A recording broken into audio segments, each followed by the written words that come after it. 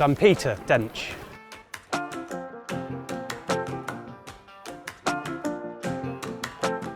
So I'm at the Friends of Regent's Park and Primrose Hill, the Big Lunch, which is part of the national celebrations of the King's Coronation.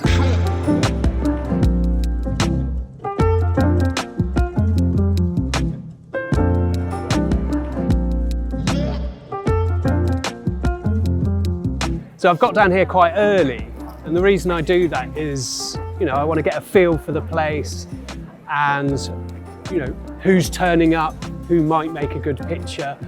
And like an athlete, I need to warm up. I want to waste some pictures. The first picture of the day is quite important for me. It has to go well, because then that gives me the confidence for the rest of the day. So if the exchange is good, then you can build on that throughout the experience. So I'm going to head on in here, and I've seen a table that's quite colourful and people are smiling, so it might not necessarily deliver a good picture, but as long as it delivers a good experience, that helps me on my way.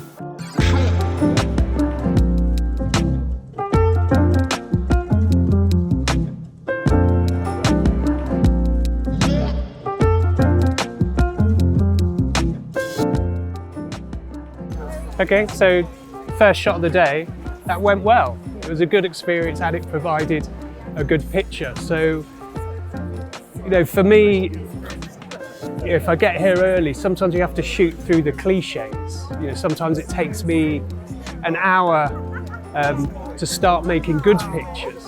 Because something like this, an event with so much bunting, can be visually overwhelming. So sometimes I have to get the cliches out of my system, photograph the bunting, the Union flags, the dogs with wearing crowns, and then that's done. When that's done, I can start to look harder and closer at what I think will actually make a good picture.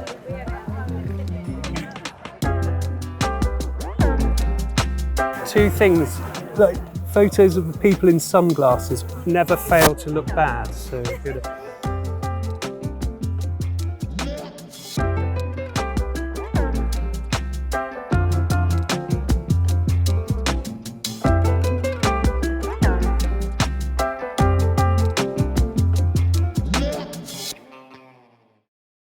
Okay, so sometimes I'll talk to people, I'll introduce myself before taking the photograph, but I think on an occasion like this, because it's kind of quite a celebratory event, people are almost expecting to be photographed, so I think in this situation I'll take the picture first, see how the people react.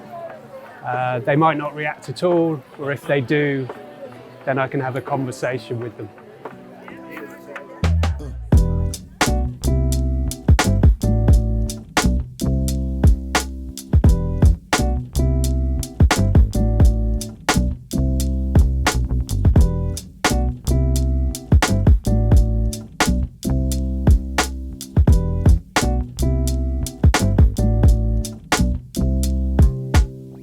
There are hundreds, probably thousands of photographers photographing today.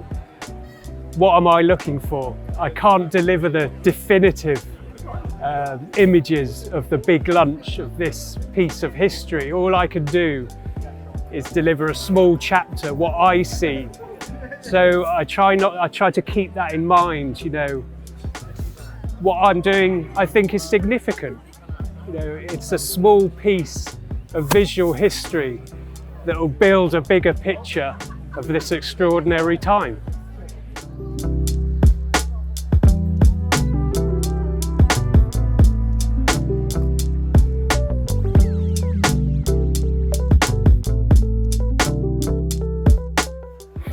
There's a whole plate of sausages on this table. This must be driving the dog mad.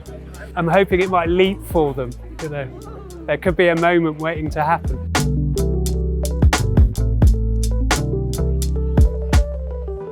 So as a photojournalist, I've been documenting the English consistently for over 25 years, building up an archive. So I'm always on the lookout for something I haven't seen before. And I've never seen anyone provide their own block of ice to chill their champagne at an outdoor picnic.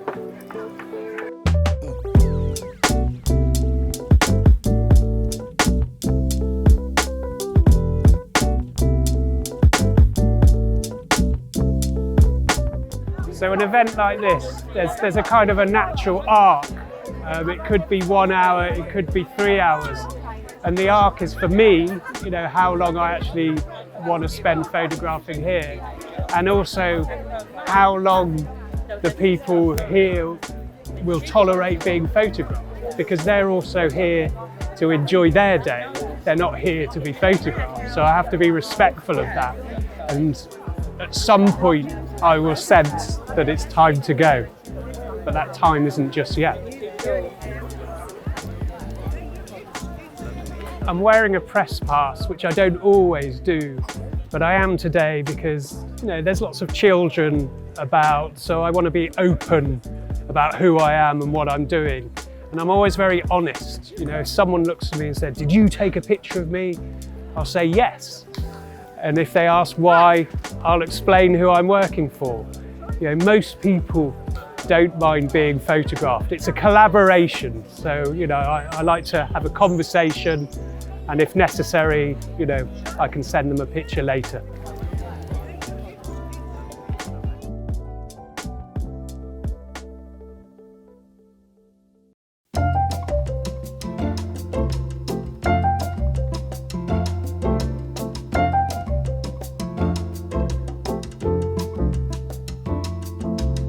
So a short walk from Regent's Park, we're now at St Mary's Anglican Church in Marylebone, who have organised a community street party. So I've no idea what to expect. Looking forward to finding out.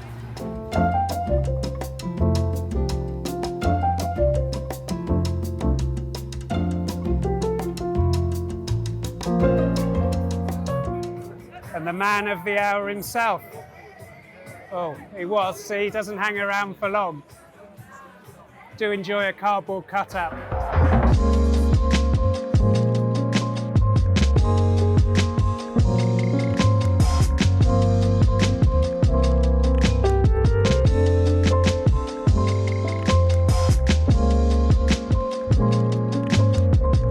Sometimes things need a bit of encouragement.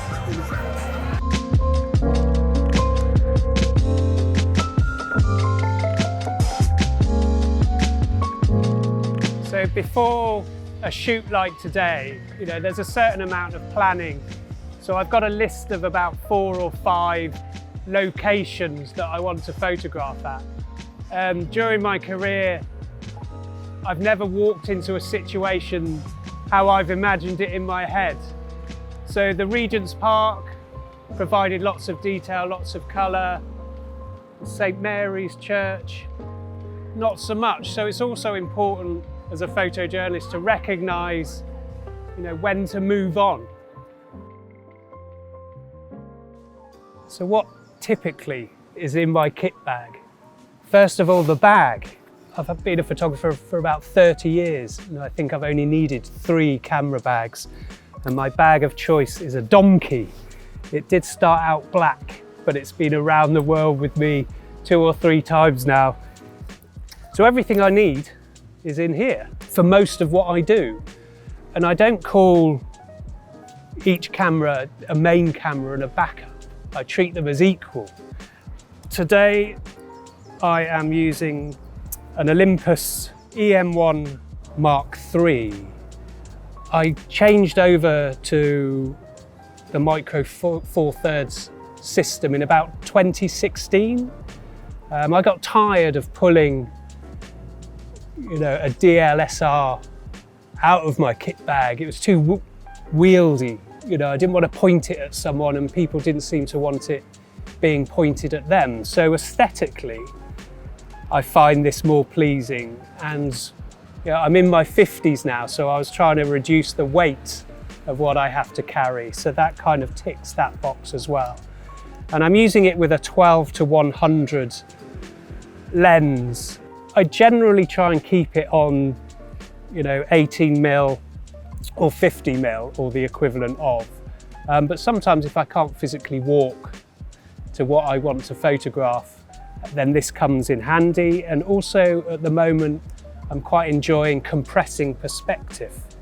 So an event like today, I want to have a bright Union flag hat in the foreground, and then any people in the background, I want to bring them closer in the image to show, what's going on a bit clearer, and this does that. Even in daylight, even in bright sunlight, I work with a flash, and the one I'm using at the moment is the FL900R.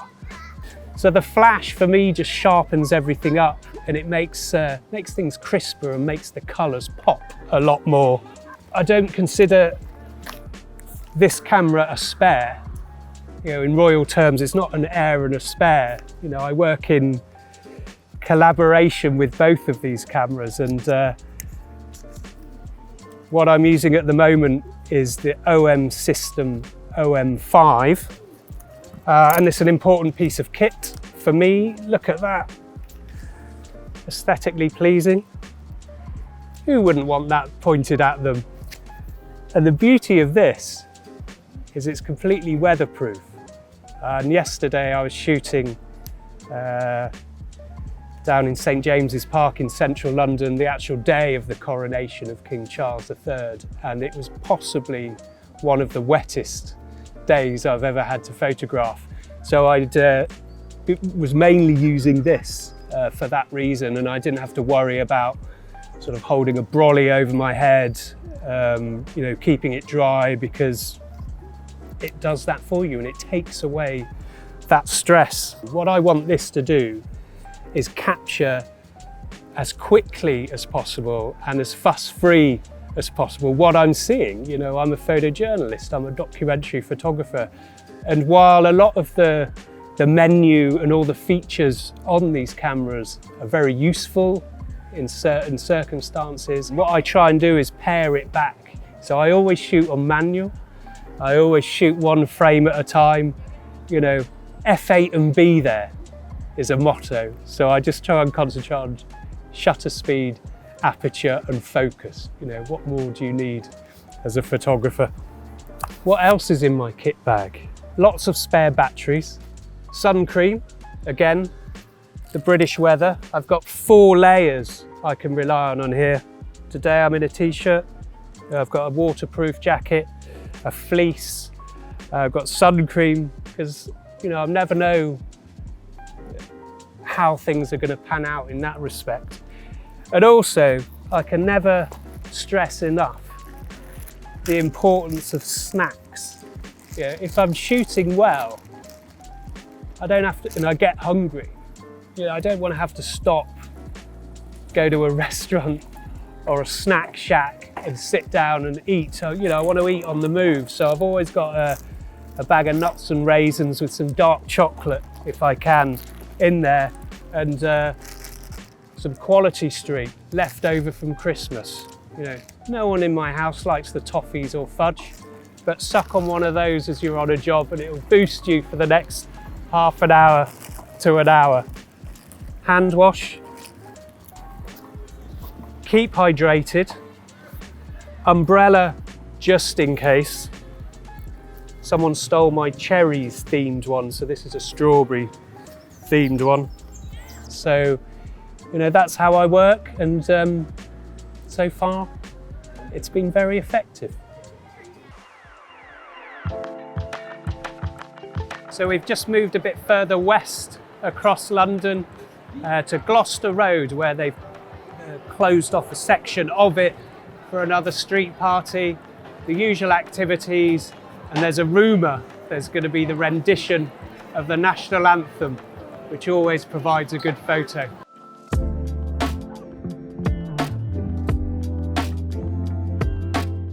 So a dog in a pram wearing a crown, it's a good picture, but it's my job to try and make it an excellent picture. So I'll get down low and see what it looks like from down there. I'll go on tiptoes to see what it looks like there.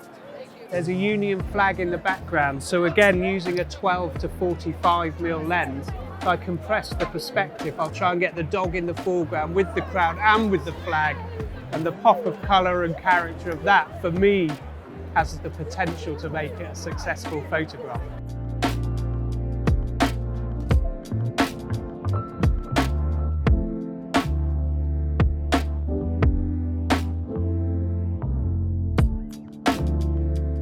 So queues often provide a good photo opportunity. People are forced to stand still. There's a lot of character. There's bunting here in front. There's a nice range of people, so I think it has the potential for a nice photograph. So if you're starting out, just trust your instincts. Come to an event where photographers are expected, more tolerated.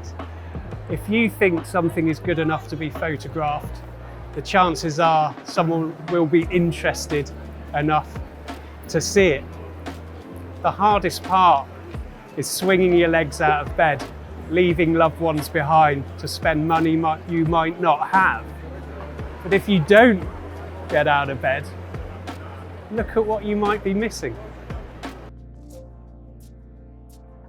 So that concludes my Coronation photographic experience.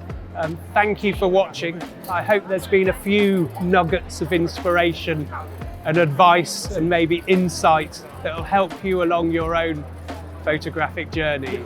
And thank you to Wex for allowing me to showcase my practice and how I operate as a photographer. I'm happy to answer any questions you might have in the comments box below, and I hope to see you shooting on the streets in the near future.